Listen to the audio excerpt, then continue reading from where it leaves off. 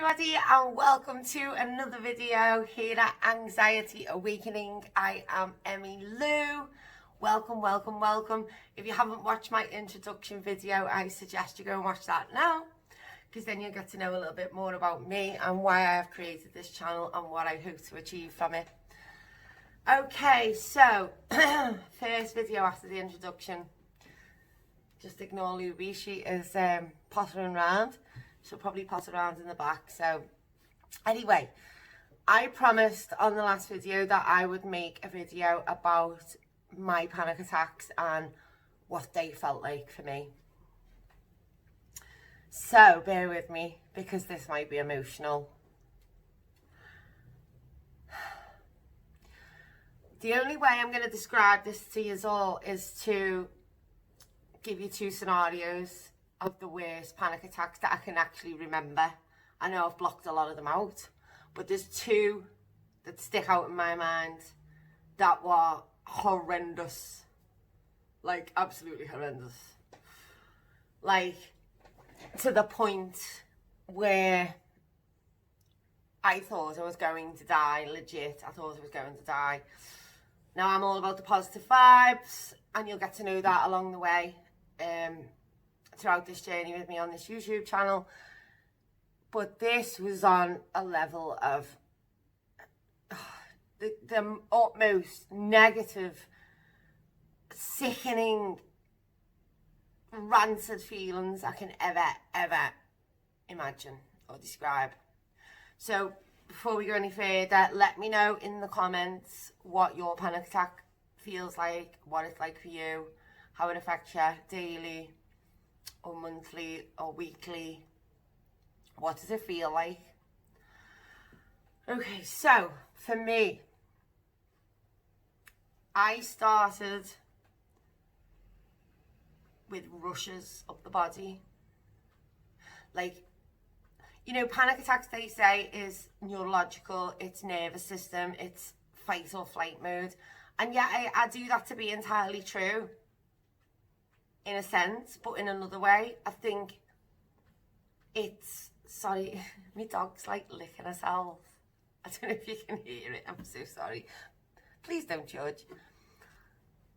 Luby, calm down, Mummy's doing a video. So, the fight or flight thing, yeah, I totally agree with. But what is causing the fight or flight? Now, I'll go into this in other videos. So anyway, what it felt for me, huge rushes up the body, like pins and needles, rush, and then a sense of, I am not here. Where am I? I'm not here. I'm not here. I'm not grounded. I'm not, my head is completely, I'm detached. It's a detachment. Like, I'm detached. And then boom, boom, boom, boom, boom, boom, it would start. The heart pounding would start. And I'd be like, and the more your heart pounds, the more you get out of breath. The more you get out of breath, the more you try and compensate, thinking that you can't get any air in, thinking that you're not getting enough air in. So then you start hyperventilating. Hyperventilation then causes you've taken too much oxygen in, which then causes a reaction, which then makes you go all dizzy. So then it would be dizziness, faintness, shit, oh my God, I'm going to faint, I'm going to collapse. Then it would be the sense of impending doom. Basically, I am going to die. Shooting pains in the chest, dull aches, head splitting, shakes. You start shaking because the adrenaline is rushing through your body that quick. You're like, literally, it's like you're possessed. It's absolutely awful. And then to me, which was the worst feeling ever, the choking sensation, feeling like you can't breathe, like you can't get air in, because all these symptoms are counteracting each other. All these feelings are counteracting each other. They're all, it's like a game of dominoes. Once one happens, they all start happening. And then, before you know it, you're out of control and there's nothing you can do. And then you go into a state of emergency panic. And that's when you start ripping the clothes off. Everything around you just goes to shit. So here's the two scenarios. The first one, I was a lifeguard in a swimming bath / fitness centre. I was in one of the toxic relationships I was talking about in my intro, which wasn't good at all. And I had to, Luby, stop licking. I had to be up at 4 o'clock in the morning. I had to be awake at 6. I've always been into fitness, always, and I'll explain that along the line. But I was in work, felt absolutely fine. I was sat on poolside. The next thing was the rush came, and I was like, shit. Oh my God. Oh no. There was people over there, there was people over there, there was people over there. I was in charge of looking after everybody. And I was like, uh-oh. And this overwhelming sense of sickness and impending doom just hit me like a ton of bricks. Hit me like a ton of bricks. And I just started shaking, sweating, pains in the chest, heart was like this, bang, bang, bang, bang, bang, bang, bang.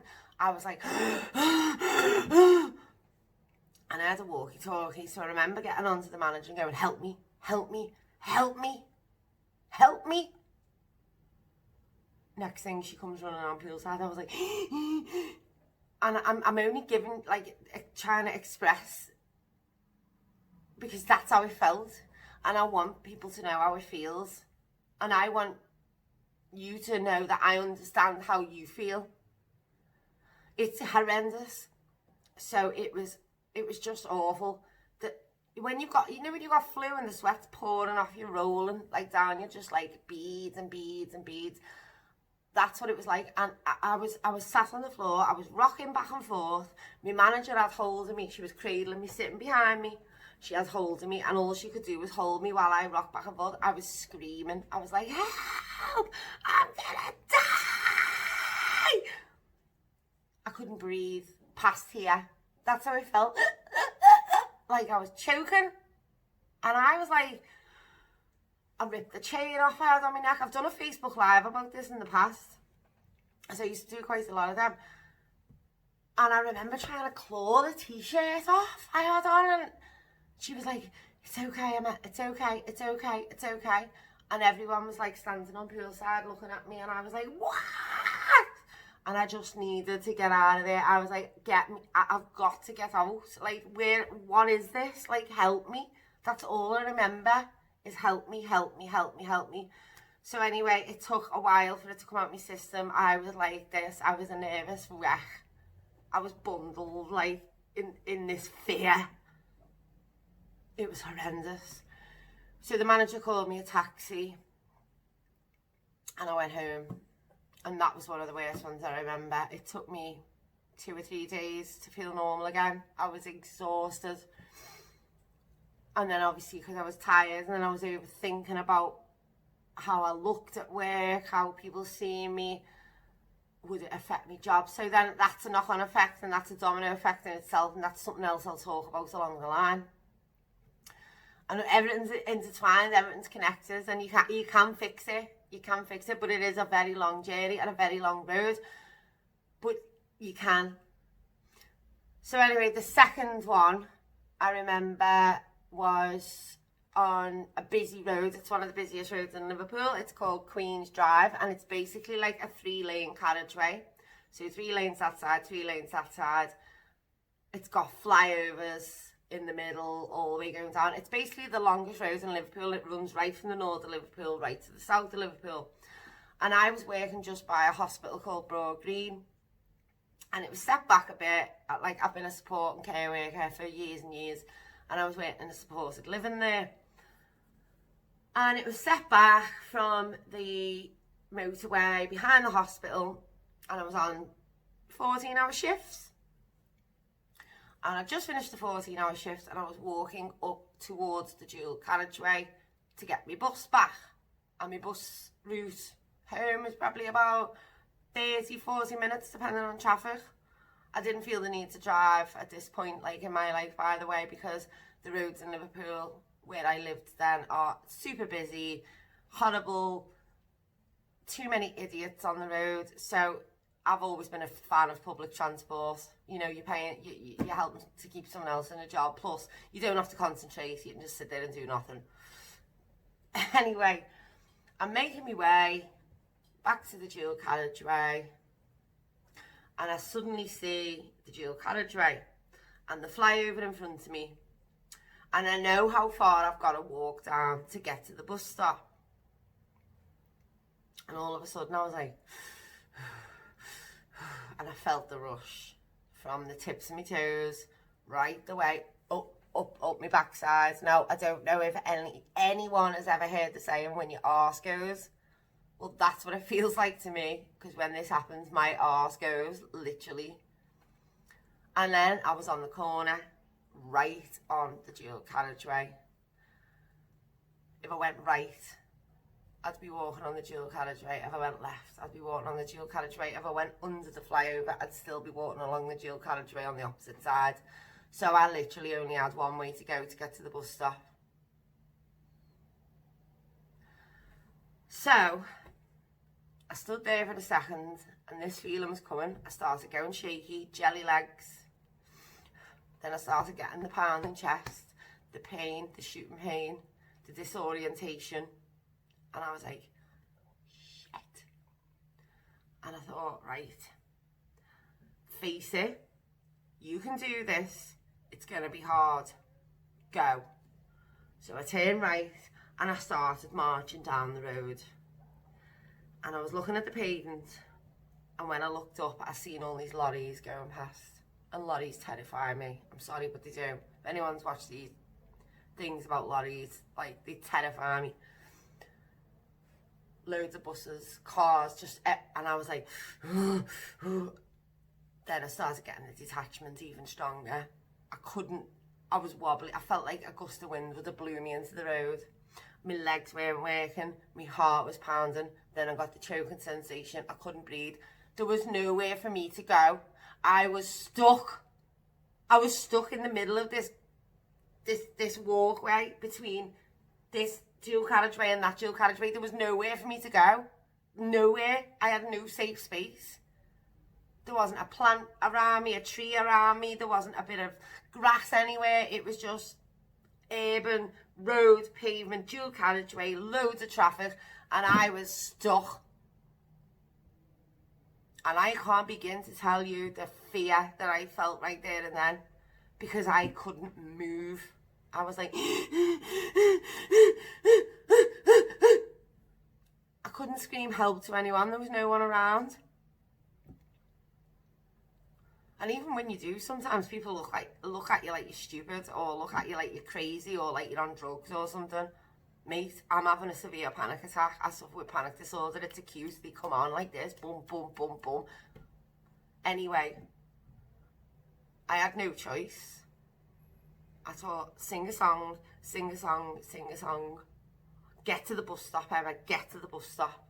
That's all I was thinking about. Get to the bus stop. I could see it. It was way over down there, on the opposite side, so I'd have to cross the road. But it was in sight. So I started singing something, and I started box breathing. And I'll teach us this in another video. Like, I'll probably start doing meditations for us and stuff. That's weird for me. But anyway, I started doing box breathing, and I was singing something stupid like, oh, it's a lovely day today. And then I started going, you can do this, you can do this, you can do this, you can do this, you can do this. And before I knew it, I was at the bottom of the little hill, past the flyover, and the bus stop was closer. And I was like, come on, Emma, you're nearly there, you're nearly there, you're nearly there.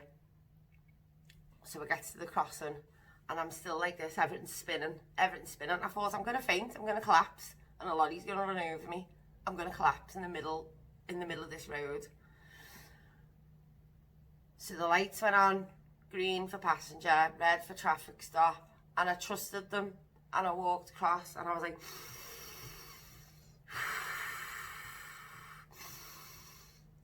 and all of a sudden, my body started shaking like a leaf. And when I shake like a leaf, that means it's coming out my system. It means it's coming out.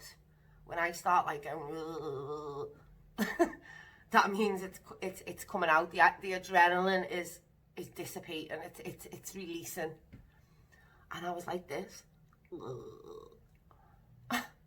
And there was a shop next to the bus stop. So what did I do? I went into the shop. And what did I do in the shop? I bought alcohol. But that is for another video, and that's something I've been working on for a long time as well. So yeah, they were two of my worst ever panic attacks. Not pretty, horrendous, and only somebody will know if they've had one. If you're talking to somebody who's never had one, they wouldn't get it, and that's fine. That's absolutely fine. But this is what I don't agree with society, because too many people are jumping on the bandwagon of, oh, you know, if you're having this or you're having that, then you need to do this and you need to do that and all will be well. Sorry, it doesn't work that way. You need to speak to people who've actually been through it. So yeah, they were my two worst panic attacks that I can remember to date. Absolutely horrendous, and so much so that that actual road now, and this is going back, how old was I? Probably early 30s when this happened. I don't know specific dates, but to this day, Queen's Drive is a trigger for me. And when I drive up and down Queen's Drive now, I get the feelings, because it's always an automatic body response to, what's it called? Environmental triggers and traumas. But that's another subject we can talk about at a later date. So yeah, let me know in the comments, guys, what's your worst panic attack? How's it made you feel? How did it affect you that day? And what did you do to get through it? I'd love to hear about it. Once again, thanks for watching. If you like this video, give me a thumbs up. Don't forget to subscribe. I'll be back with more content soon.